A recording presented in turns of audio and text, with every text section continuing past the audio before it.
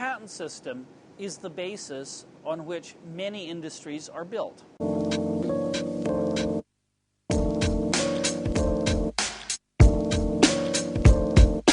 It's a bedrock of pharmaceuticals, of biotech, of medical devices.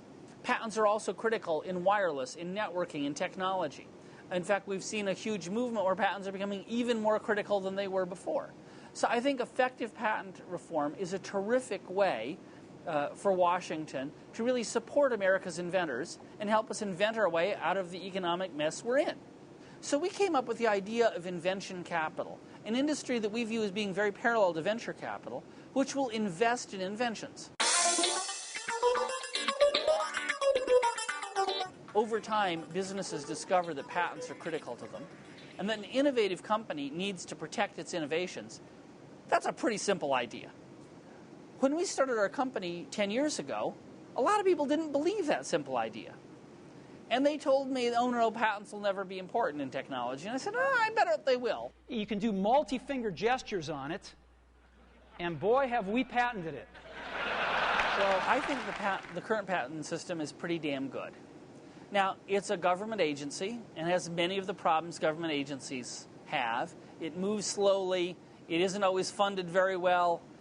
In many recent years, Congress has diverted funds from it to pay for other crazy things, which prevents the patent office from hiring enough new people to keep up with modern technology. So there's some problems, but there's more benefit than there are problems.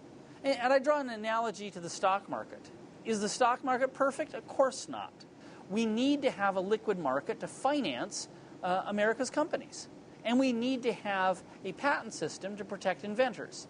Fundamentally, what's at stake there is if you have an innovative company, like, for example, Apple, that develops cool new things, as they do for the iPhone, do they get to enjoy the economic benefits, or do they get to see somebody else copy all of what they do?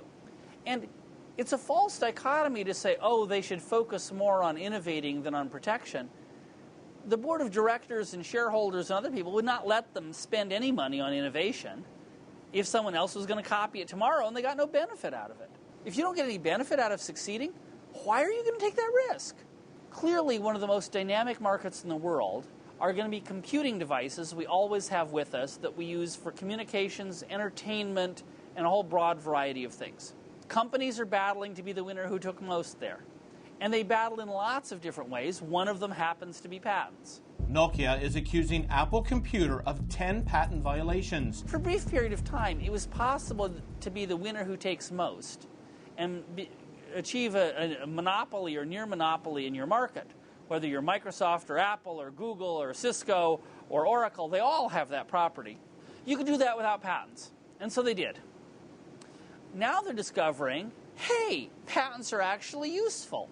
Patents are a business tool. Patents are a critical business asset.